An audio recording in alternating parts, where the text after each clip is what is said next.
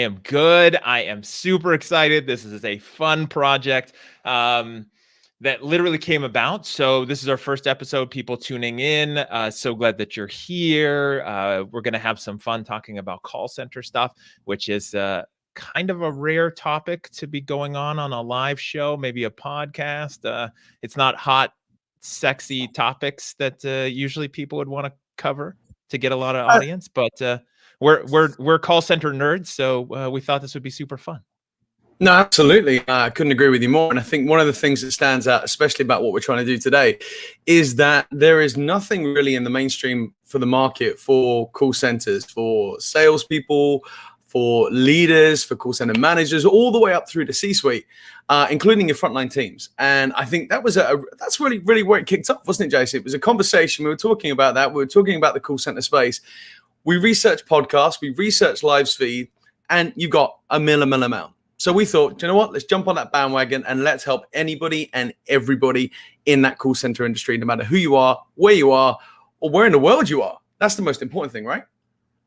Well, and that's the fun part. So I'm in the US, so I am in California, and you are in the Caribbean type area. You're somewhere in the Caribbean, right? And, I'm in Grenada.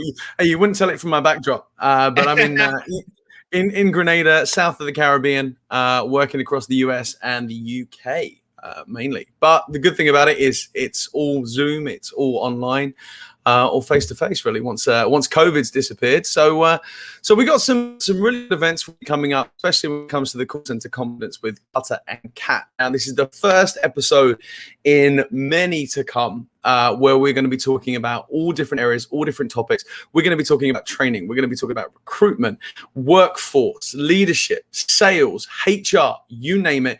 And in the future, we're going to be bringing on some experts, especially in those fields that currently work in that industry, to discuss that in more detail, to answer your questions. And the first and foremost is, this series is for you. For those of you that are here today watching us, or even listening when we turn it into a podcast or a radio show or Clubhouse or whatever it might be, because who knows where this is going to go. This is day one.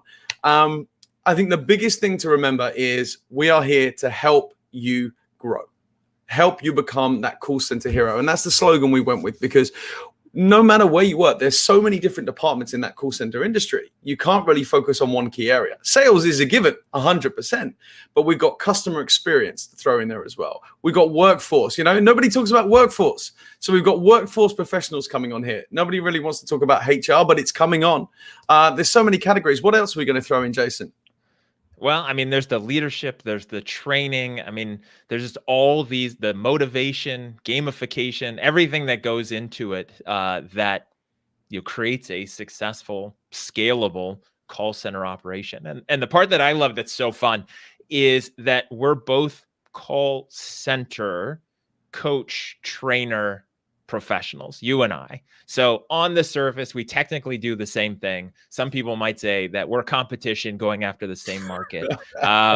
Nice thing is there's definitely more than enough call centers or inside telephone sales teams, right? Call center is one of those terms, as I talk to people about it, where they hear call center and they think 2,000 people in the Philippines, right? And yes, that's a call center, but a call center could be 20 people. It could be 10 people. It could be anything where there's telephone sales, there's a call center type environment, there's that vibe, and there's that growth for scale. And what's cool is that you and I do the same thing. We do it slightly different, complement each other, and come from different backgrounds. So I come from business to consumer, financial services, debt relief, mostly dealing with people's finances. And you come from a hospitality and travel background in the contact center space. And so it's fun because we both have these different perspectives and experiences from various parts of the world combined together and do what we can to help this community. No, absolutely. And I think, we've got to thank one person who's already made a comment on here already, who kind of initiated our conversation, which started this powerhouse. Yeah. Absolutely. Ryan Butler, thanks for tuning in. He's here today He's already made his comment, which I'm sure will pop up shortly. But yeah, Ryan, look, you're the one that initiated this. Little do you know. So it's thanks to you. But yes, as Jason was just saying, from a background perspective, telecoms, travel industry, hospitality, many kind of marketing areas, as you say, with call centers that have been attached to it. A company that I worked for many years ago would never say they owned a call center. They never ran a call center. They were a marketing and sales firm. They just so happen to have a call center attached to that, and that's who I worked for. So we're going to be talking everything. I mean, my background is specifically in a sales environment and a retail environment, all the way through to where I am now. And that was from about 20 years ago. I started in sales, and then in the call center specific industry, I've been there for just under 15 years now, working on those kind of industries and those specific, should I say, campaigns and projects that Jason was mentioning a minute ago, up until recently when I was working for a hospitality and travel company in a sales and role for learning and development. So there's lots of things to talk about. There's lots of areas to cover. And like I said, we're going to be sharing our expertise. We're going to be talking about all things important. But most importantly, the question is, why are we doing this? And we kind of addressed it a minute ago. It's for you. It's for everybody out there, because there are thousands of people in a call center world. As Jason said a moment ago, in the Philippines, you've got South Africa, you've got India, the US, the UK, Spain, France, Italy, you name it. Globally, there are thousands of people, and we want to help people because we realize that lack of training in certain aspects is one of the words that's come out from some of the investigations and the kind of research that we've done. And we want to give those tips back, those hints, those points. Any helpful tips that we can give you, that's what we're here for. So we want to see questions coming through. We want to see topics that you want us to discuss, because this isn't just us talking about our expertise and our experiences. We want you to tell us what you want to see next week.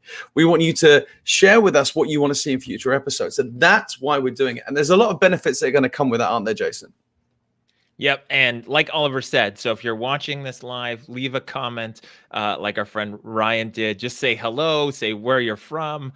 Just love to interact and make this less of a one-way Oliver and I talking to each other into the camera mode and more of an interactive event. And if you have questions, anytime, post them in there and we'll get to them.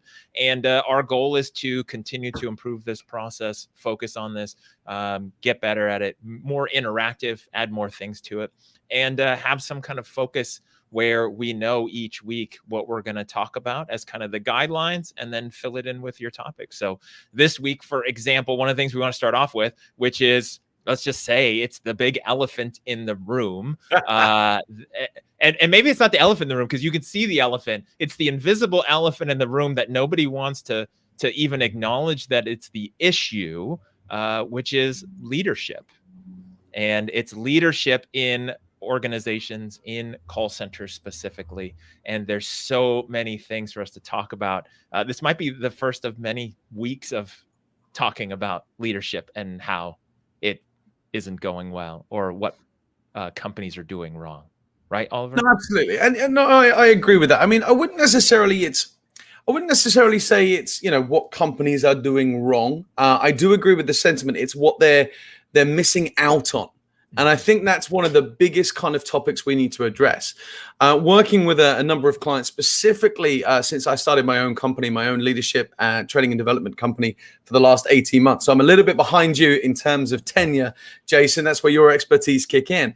But one of the things that I really found is that people came to me because they've never invested in it. And individuals came to me because they've never been invested in. And I think that's one of the kind of, as you say, the elephants in the room that people don't like to discuss.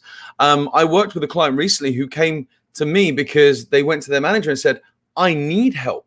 I want support. And they were moving into that leadership role. So that's kind of really where, that came from, to that aspect. But like I said, leadership is something that everybody, I think, wants to talk about. It's the tip of their tongue. It's what we post about on LinkedIn most days. And we're going to be covering all areas of it, how we can help you, how we can give you tips and tricks to get through the day, performance management, time management, people management skills. There's so many different areas, and there's so many episodes that we can touch on this. I don't want to talk about it all in one go. But I think it's important to address all of those key areas, wouldn't you say? Yes, for sure. And Michael McGuire, thanks for tuning in and saying hello from LinkedIn. Appreciate you being here and supporting it. I think the biggest thing with the leadership part is, and this is the common trend, I think this is the battle that, people like you and I are up against and hoping to shift, so it's not a battle, is the fact that companies, especially when they promote from within, what they generally do is say, hey, you're really good in sales, I'm going to promote you to be a manager, a lead, a supervisor, something higher up in the organization.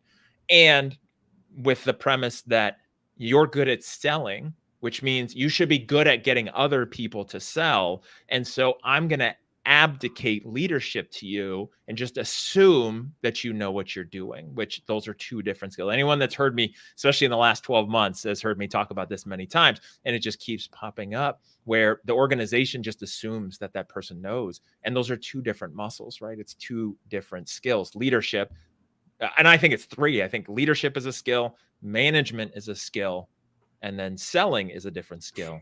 And organizations don't put enough into nurturing and developing that leader, that new leader, into somebody that can be successful.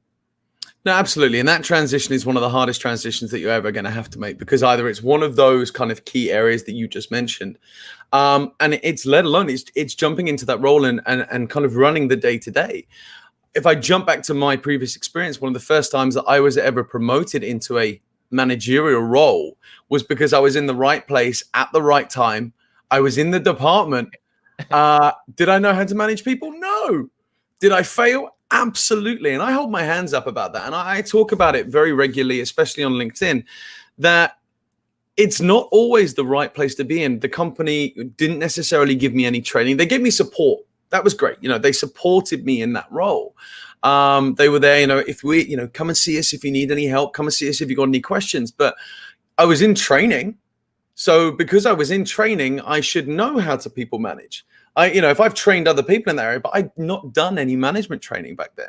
And that was one of my first instances of where I realized that I actually need to take a step back and I need to learn some more. And I did. I took a step back. I moved to another company that was willing to nurture me, train me. Mm-hmm. I worked with some of the best managers in the industry who made me who I am today. And I wouldn't be here without that. And I think that's an important transition to make. And if you get it right, then that opens the door for so much progression. But if you get it wrong, it can scar you for life.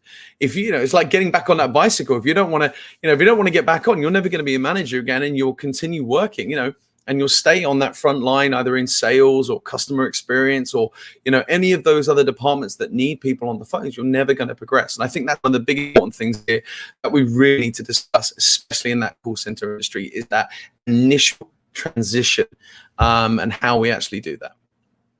And it's interesting that you just said, can scar somebody, is because that's so true. I mean, if you think about anything that you've ever learned, I've ever learned how to do, right, is once you do something enough, anything, right? Like I remember first time trying to play golf, you learn something, you build your own muscle memory. And if that isn't good, if it isn't the proper way or an effective approach, then unlearning that and redoing that is so painful, to break it down and then to go back. And so when you talk about leadership, when somebody gets promoted and then they don't have the skills, they're not given everything that they should have, and they kind of figure it out on their own. If that's not the highest and best way to lead other people, then what happens is to unlearn that and redo it. The ego especially isn't going to like that, isn't going to want to change. And then you're kind of set, right? So it's almost one of those like raising children where, how that goes in the beginning, that's what you're going to get like long-term, right? No, absolutely. Absolutely. I'm looking at the comments there from Al, setting people up for failure is the current industry standard. Yeah, do you know what? I agree to an extent, Al. I really do. I think it's something, I don't think people do it on purpose. And that's not intentional. No, 100%. And I think it's overlooked. If you really want to put that word on it, it is something that's just kind of, as you said at the beginning, you're in there, good, run with it, go and deal with it. Learn from the other managers around you. So how do you do that? And I think one thing that I did was I read a lot of books. I went to online training classes, Udemy. LinkedIn Learning, back in the day, Linda Learning before it was LinkedIn Learning. And that, you know, not everything is always about online training, and that's not real world environment. You look, when you for a job these days, you want real world experience before you move. Oh, I've done X amount of years at university. No, but we need on the job training. And that's the thing. It's about, if you are put into that position, if you are promoted and you don't have the training, you don't have support, one piece of advice that I will give anybody is do not be afraid to ask for help. Whether it is your peers around you, whether it is your leadership team, whether it's your C-suite all the way up to your execs, or anybody online, friends, family, colleagues, co-workers. I think that's the most important thing you need to realize is hold your hand up and say, guys, I've been promoted. I am struggling in this area. And I think so many people don't do that because they're fearful or they're worried that if they do ask for help, it's a sign of failure. And that's not what it is at all. At all. Yeah. And I will resonate and second that to the nth degree. I tell people this all the time, where when I've led sales teams and call centers and organizations, I appreciate more the people who come looking for help, because it means they want to grow and it means they want to learn. And to me, that makes them more valuable to the organization because they're trying to do more instead of just either getting by or doing the minimum or thinking they already know everything. I actually will give that person more attention. And the inverse is when people don't ask for help, I'm not going to go force help on them to try to get them to change what they're doing, because generally that doesn't work. So the people who are open to it, they'll get more of that attention. I mean, raising that hand is so important.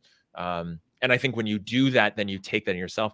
It's fascinating. You're talking about your story and how that happened for you. I wanted to share real quick, and then we can talk more about this leadership thing. For me, so I was in sales. So I fell into sales in the mortgage business. Then I shifted from that and was helping people in foreclosure as just an individual, right? With my business with a buddy of mine, Fred.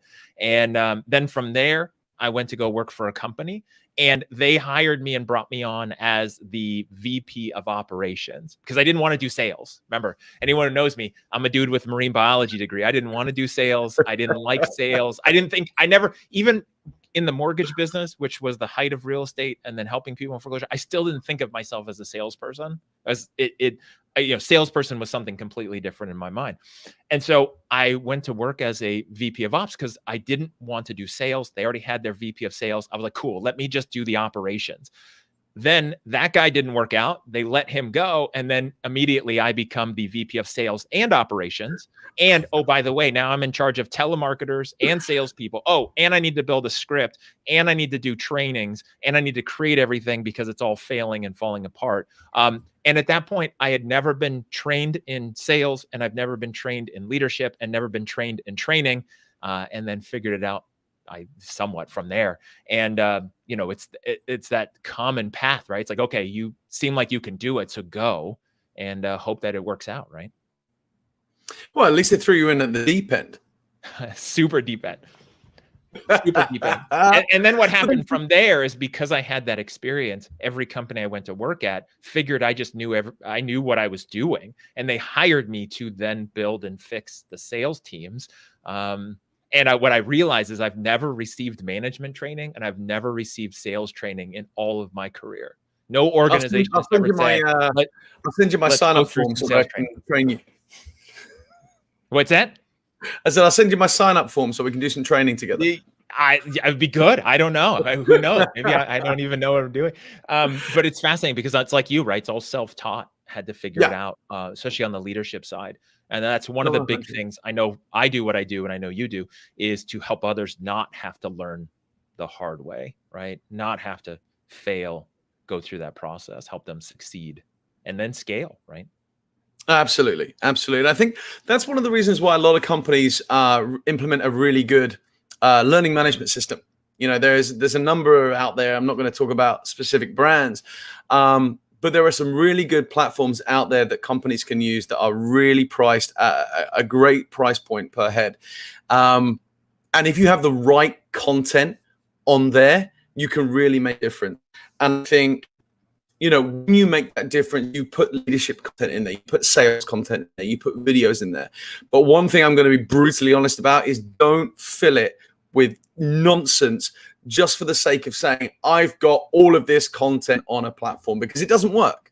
You've got to make sure it's targeted. You've got to make sure it's going for the right people. So sales, leadership, CX, whatever it is, make sure you're targeting the right content for the right people. Don't just dump, I'm not going to swear on here, but don't just dump bad stuff on a platform. It's like throwing mud on a wall and seeing what sticks, because none of it's going to go up there. And don't overload your platform. Don't use it as a knowledge base. Use it to train people. And like I said, it's not a replacement for real life scenario, for coaching, for one-on-one, for face-to-face, whatever it might be. That doesn't replace any of that. It's there to kind of go as a blended platform, especially to help you through that transition. There's so much content out there. I can't recommend enough, but if you do your right research, you can absolutely find all the right stuff out there. And just touching on a point out there a minute ago, when you talked about going into your baptism by fire with all of your training, all of your scripting and everything else, it's also important to realize that it's about the people you surround yourself with. If you've got the right team around you and you've got the right kind of subordinates, peer group, and superiors, then you can be whoever you need to be at the right place at the right time. And if you have that right team in place who support you, then the world is your oyster. You can be the best leader out there. And they're the people that are going to help you through that transition. Yeah, and I think that's great. And I've been fortunate to work with some good business owners who were good leaders and empowering leaders and kind of instructional teaching leaders, which was helpful, and holding me accountable. So that's good. But yeah, you want to make sure you have that team, and that's what can be tough if you work at an organization and you realize the people around you aren't heading in those same directions or aren't supportive, or maybe a lot of politics and bureaucracy and drama instead of, how do we just win as a team? Some of that you can handle, some of that, might be best to move on from. And I think that's the key. And some people putting some comments, AJ, appreciate that. One of the things that he said in there is that companies that do provide management training, a lot of times it's training subordinates. So how to manage subordinates, how to lead subordinates, but there's also managing up and horizontal. And how do you manage your manager, right? Which is something I've been good at in the past, which is about setting those expectations and being able to, know what you're tasked to do, and then being able to make sure it happens. And I think that's super important, is to not just see, okay, like I'm the boss and then, I'm pushing down everyone else, but just as a leadership skill up and around. Absolutely. I couldn't agree with you more. I think that was one of my biggest failures when I first stepped into management. And that was not being able to manage up or understanding managing up. I can manage a team. I didn't want to be everybody's friend, which is another topic we're going to come to later on or another day, because that's a whole other situation. But managing up for me, I found really difficult because I didn't know about it. I didn't expect it. I just, I went in with my reports. I did this. I never kept my manager informed as and when. It was always kind of, here's my weekly report. I'm just going to get on with it. And when they came to me, it was like, well, where's this? Where's that? And I was like, because we haven't had those conversations. Staying on top of certain things to kind of make sure that you meet their expectations, because they're the ones paying your bills, right? They're the ones that are making you there. They're the ones that are keeping you in the job. And if you're not kind of supporting them, then that's never, ever going to work. So yeah, AJ, I think that's a very, very great topic to touch on. Managing horizontally, as you say a minute ago as well, Jason, is, your peer group. They're your support group. And that's one thing you need to realize as well, is that when you are promoted, it isn't just about above, it isn't about below, it's about who your new support network becomes. And kind of on what I said a minute ago about who you surround yourself with. Because, when you're on the front line, when you're on the phones and you are a CX, sales, whatever kind of department you're in on that front line, and you move in, you can't be everybody's buddy anymore. You have to be their kind of boss, so to speak, as we were saying, although we'd like to call it a leader. But that support network around you is your new peer group. It's about, how do you make that transition? How do you go from making, your old friends to kind of say, hey, look, now I'm taking a step back and creating a contract with them, like a psychological contract with them, to say, hey, this is where I draw the line now. Not to say these are my new friends, because all of a sudden you sound a little bit pretentious. It could be seen to be on a power trip We don't want any of that. So it's making sure that we do the right stuff at the right time. So there's lots of things to talk about, especially in that kind of environment, and how we kind of cover off that kind of transitional period. There's a lot of pitfalls that we need to avoid. There's a lot of wins that you can do that are very quickly. But pitfalls we definitely need to stay away from, don't we, Jason? Yeah, for sure. And let's talk about that one, since you talked about it. And again, I appreciate everyone's comments and questions. Keep putting them in there. We'll keep addressing them. Flow them in here. There's some of them that people have posted that haven't gotten to yet. We might use those as topics in other conversations. So we're not that we're ignoring you. Definitely seeing all those coming through. So I appreciate that. Let's talk about this one here. So let's imagine the scenario where you get promoted. You yesterday, they were all your peers. They were all your chums. You were, maybe this is the better one to start with. But, yesterday you were in the pit with everybody on the phones in the call center. And then now you've been promoted. And all of a sudden you have to be a boss, right? And as you phrased it to me before, go from buddy to boss. And where that challenge, how you handle that. I've seen some interesting things. I'm curious to hear your thoughts and suggestions, experiences. Yeah, I mean, to touch on a couple of the comments, especially from AJ, as they came through, it's the industry standard to set people up to fail, as you said. It's about giving people the right training. And in that scenario, if you don't do it, which I didn't receive it, I did fail. Well, I see it as a failure. I think the company I worked for at the time didn't really see it as a failure. But I think as that person, the most important thing to do is to absorb and soak up as much information as possible.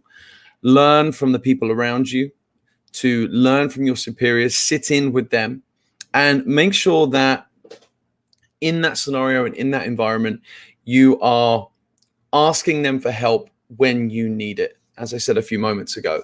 And I think that's really important, so you don't go home at the end of the day stressed and freaking out with your to-do list about what you've got to do for the rest of the week, the day, because all of a sudden your non-existent to-do list from working on the phones, coming in at 9, leaving at 6, or coming in at midday and leaving at 9 o'clock, those, in and outs have gone. It's not about leaving at 6 o'clock anymore. As soon as that 6 o'clock button comes, you can take your phone and you can walk the dog. Those days are gone. You are now the company. You represent the company. And more than likely, in any supervisor, team leader, positional contract and up, instead of working hours saying 40, it now says working hours 40 plus business requirements or business needs. They throw that clause in there. That's a horrible little clause, but we all have to go through it because it's there. All right. Yep. I've been in those scenarios where, I've worked my Monday to Friday, 9 till 6, left the office at 8, 9, 10, 11 o'clock at night, been on a plane at the weekend to go to another location to then work in another office. And it happens. But that's the thing. But do you know what? Everybody wants to be a manager. They want to get that kind of step up in their life. But there are people that don't want that. And there are people that do want to stay. They're happy doing what they want to do. But the thing is, if you do want that promotion, you need to understand what that entails. You need to understand that it's longer hours. It's more stress. It's more, as they say, Spider-Man says, more power comes more responsibility. I can't remember the quote exactly. But, Yep. It's that exact same mentality that you have to have as a leader. And when you make that transition, you've got to be setting expectations for the person that you're promoting or that you're moving. I had a scenario recently through a friend of mine that there's a company that if you want to be promoted or you want to take the next step in your career, you actually apply for that role, knowing what you're getting yourself into. You completely appreciate that. You apply for that role, and 3, 4, 5 months later, they let you know whether you've got the role. There's no interview. There's no conversation. There's no discussing it. It's literally, you put your application through. Don't get me wrong, you still have to provide paperwork and information and kind of like a coursework type thing. But essentially, 3, 4, 5 months later, they just turn around and go, Jason, Yep, we got your application. You've been promoted. Here's some more money. Good job. Where do you And go no from that? training, right? And no training. Now, obviously, supervisory is still very entry level, but it is, higher salary, promotion, new title, which you would expect would come with that information. But it's definitely something that, you need to have good leadership around you to support the new leaders that are coming into the business. And that's kind of my key point on that. There's a lot more that we can talk about when it goes into buddy to boss, about how you do it, the transition, the conversations you need to be having, but we'll save those for another day, because I think that it's a much longer conversation. And today's just an introduction to what the skills we're going to be showing everybody, right? Oh, no intro. We got to jump right into it. And I think what's interesting about that story that you told, which is not just a story, it's happening right now.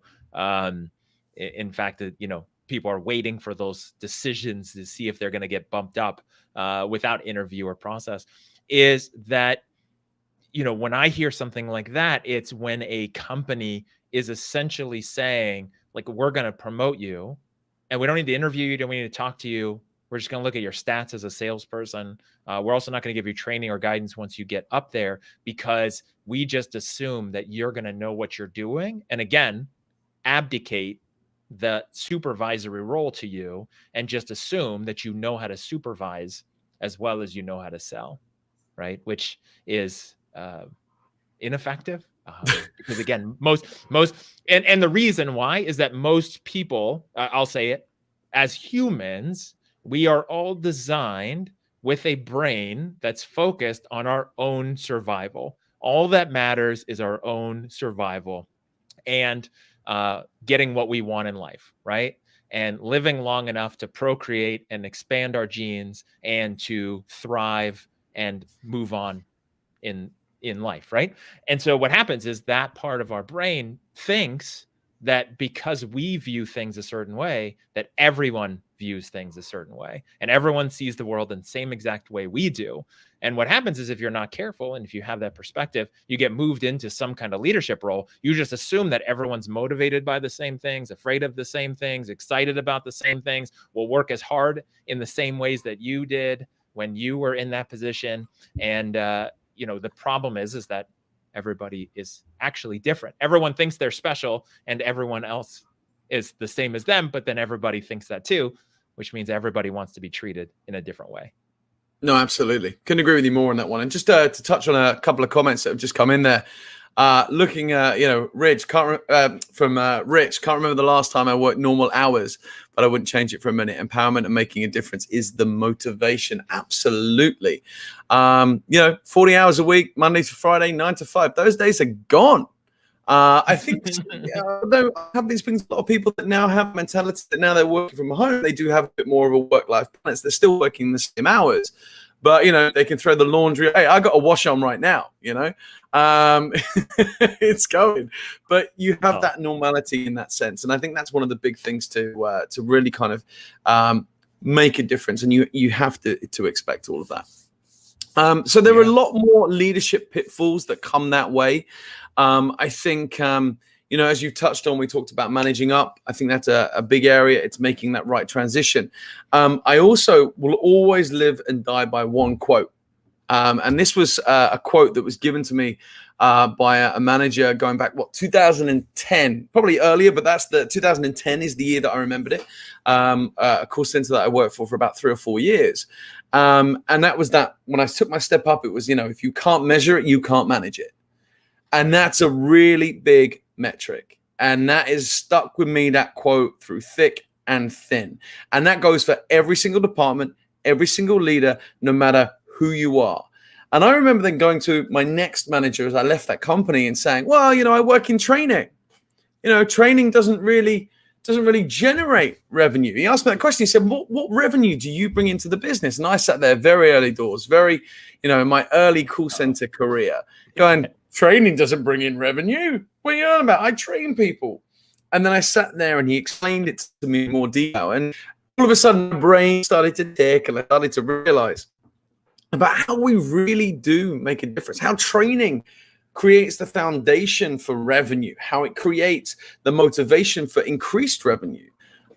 You work with companies, and I've been fortunate enough to work with some where, we've doubled their sales, doubled their revenue just through a little bit of side-by-side coaching and training.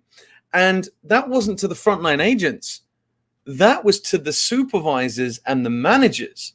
Because I think the most important thing is to realize here, and this is a pitfall that comes with through leadership and through training, is that when people like us, consultants, or people that go in to do training and coaching go in, I think it's important to realize that when we do go in, we don't want to go in to do a tick box exercise. We don't want to go in there and somebody say, hey, come and do 100 days worth of training for us. We want sales, we want customer service, we want leadership training, the whole 9 yards.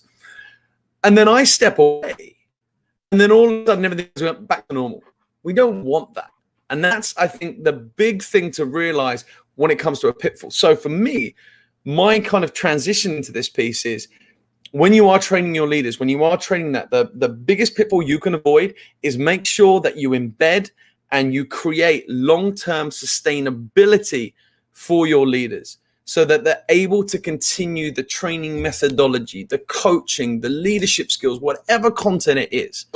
Make sure they can do it when your trainer steps away. Create that longevity. And I think that's something really important for people to remember. It's so interesting thinking about training being not a revenue generator, not a part of the revenue ops. And that so many organizations I've seen, all, like you said, treat it like it's a cost center, like it's a cost. Like, oh yeah, I mean, we could bring in a trainer, but that's kind of expensive. And, everyone's doing okay. The team's closing enough deals. They're working hard enough. They're effective enough. And, it really, when you get down to it, is that balance between, do I invest in people, which is what that is, and do I help them succeed, or do I constantly play in the hamster wheel of turnover and failure and having to have meetings about meetings and pushing everyone and or yelling at people, or bribing them with spiffs and rewards and prizes, right? Like the carrot and the stick mode, or do I just invest in them training? And then, like you said, it's the, and Nursan, thank you for that comment. Training is your enabler to your revenue generating streams in your business. It's so true. But then it's also, like you said, too, it's not just checking the box. Okay, I brought a trainer in, I brought in a speaker, we did a workshop on a Saturday, and that was cool. We checked the box and we're good until next quarter when we'll do it again, or the next time we're not hitting our numbers.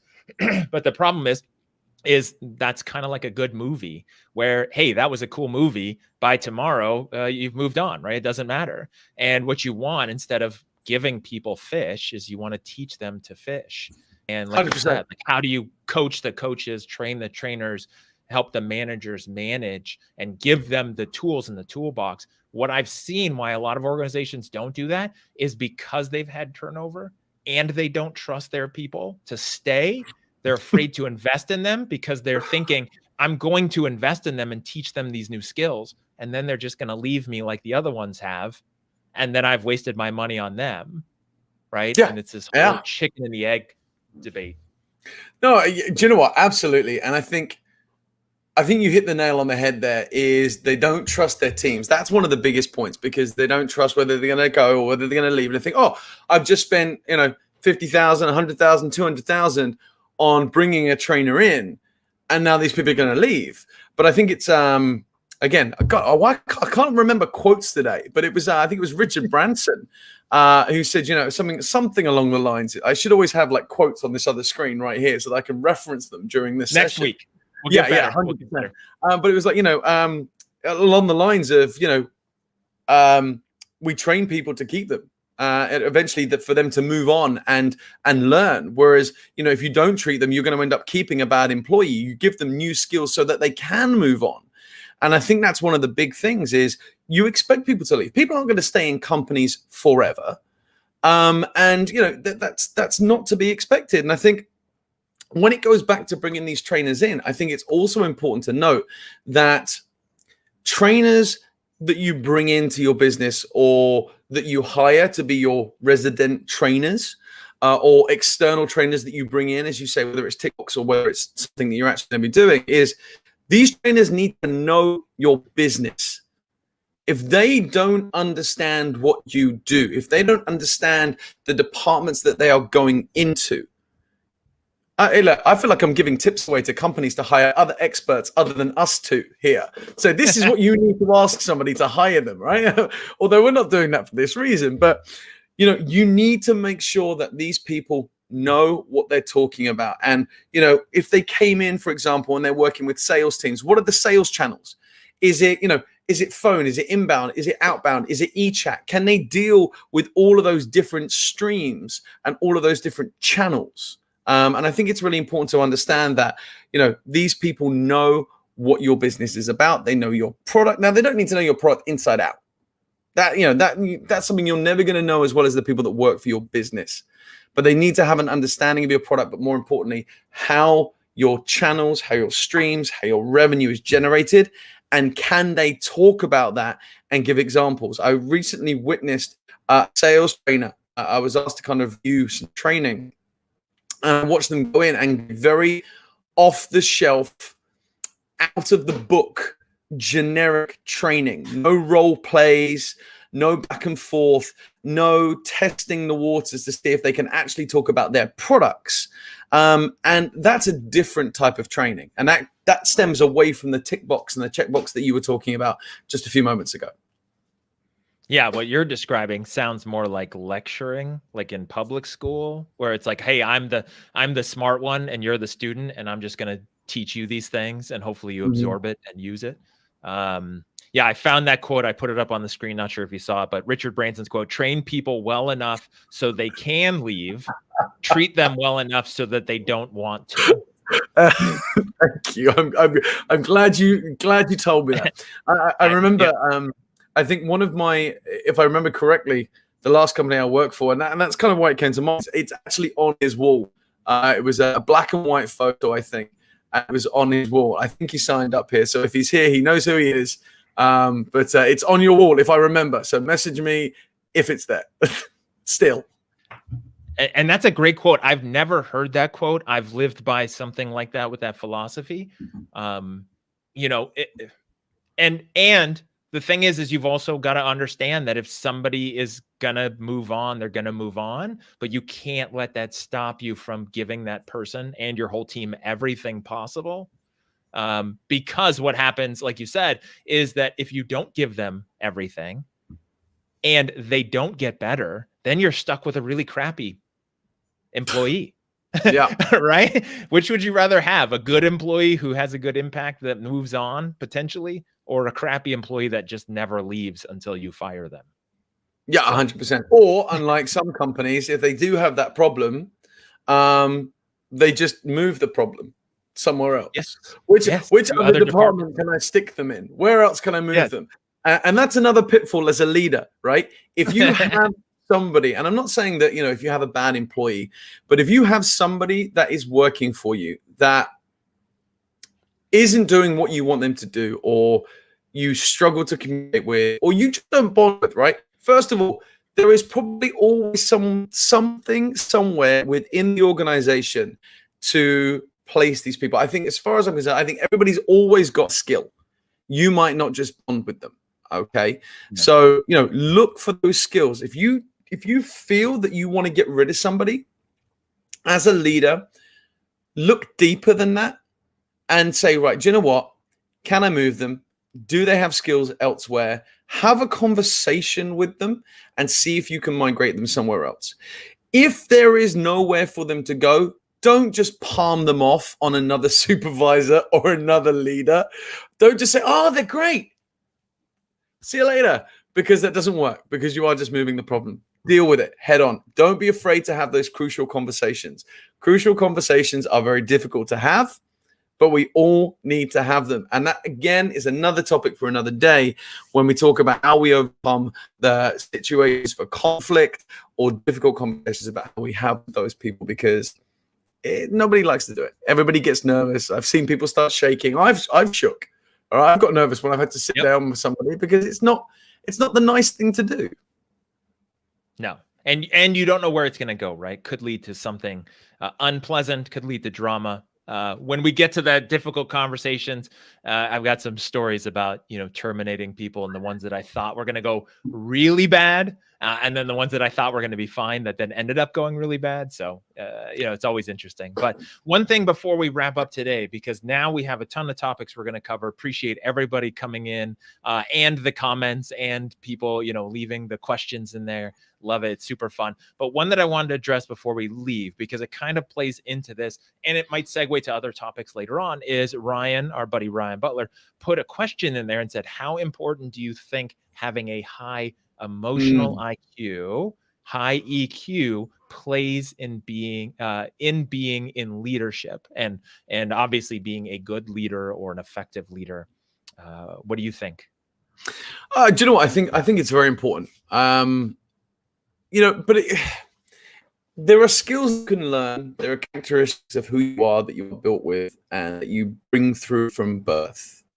Having a high EQ definitely makes an impact. It definitely allows you to look at situations very, very differently. But everybody is different, and everybody has different leadership styles and different levels of EQ as well. And I think that kind of changes as you go through the scale. As you learn, I think that number also changes. What do you think? I think so. I mean, I think it depends on how you define emotional intelligence, emotional IQ. Is that, being empathetic? Is that picking up cues from other people? Is it thinking about, which goes under empathy, thinking about other people and what they want and need, and then making it about them in that situation, or being able to pick up things from them and then move forward, right? Versus somebody who just misses those cues or is so self-centered, they just don't care. And if that's the case, like for me, those things I just mentioned that you could put under a high EQ, emotional intelligence, is also, to me, what makes for a very effective salesperson and sales professional, because they're making it about the other person. They're trying to help that other person succeed, which is the potential client. Then in a leadership role, they're doing the same thing and making it about the people that are around them and helping them succeed, knowing that if they're winning, then that leader's going to win and the company's going to win. So for me, I think that's important everywhere. And I think that's truly, I think you can learn it. I think you can develop it once you understand the parts of it, understand what goes into emotional intelligence, and think, okay, that's what that means. This is what I can work on. That's why it's important. And then I think you can work on it, especially to make it applicable into a leadership role.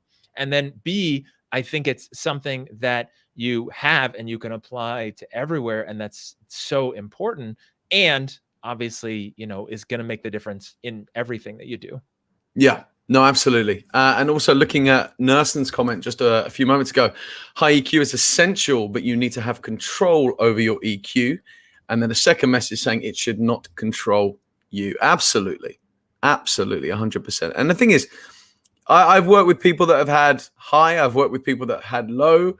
When you said a few comments a minute ago about the people that don't have control or anything kind of over that, I've worked with a few of them who shall remain nameless. But we've all been there. And that's the thing. It's not just me. Every single person who's watching right now, every single person who's going to listen to this or watch this post today, they're all going to be thinking of the person who we're all thinking of in their own industries, because we've all got them. And that's one thing that stands out. And working with people and working kind of with a conflicting situation is another topic for a rainy day. Yeah, for sure. I think there's so much we're going to cover. Appreciate everyone and their comments. I put up on the screen all of your information as we wrap up here, so people can find the Catt, the Catalyst. I won't say I'm jealous, because that's not a good emotion, but I love the fact that you have the Catalyst with your last name being Catt. I just got to say, I just think that's awesome. So lots of people can find you, Oliver, at thecatalyst.com, thecatalyst.com website. You have your link tree, LinkedIn, obviously that's where we met and where we're at. And then me, pretty simple, Jason at Cutter Consulting Group, or my main hub is jasoncutter.com, which is the link tree equivalent on my site. Any So final just thoughts? just something I do need to reference when you just talk about my my branding just a moment ago. That's all credit due to my wife. I will say I literally sat down when I decided to set up my own company. I had no idea. I went through Oliver Consulting. I went through Catt Consulting. It was OCC. There was so many different things, and I think she dropped it. She was like, "What about the Catalyst?" And I was like, "Nah, no, I don't like it." Yeah. It just sat over in that corner for like about 3 weeks. And then eventually, when I was building my website and everything else, and I just wanted to kind of make it sit there, it kind of went, let me pull that back. And she's like, "Oh, did I just tell you so? I think I did." I was like, "Okay." So if she's on here, full credit to you, because that's all you. That is awesome. I love it. Any final thoughts before we end this first kind of mashup intro call center confidence episode? Just for me, if you want to learn, if you want to grow, if you want to, I was going to roll with a pun there and say, if you want to be a call center hero, then look, watch more of these. Come and join us every week. Listen to the podcast when we get that up and running, because this is going to transition into that.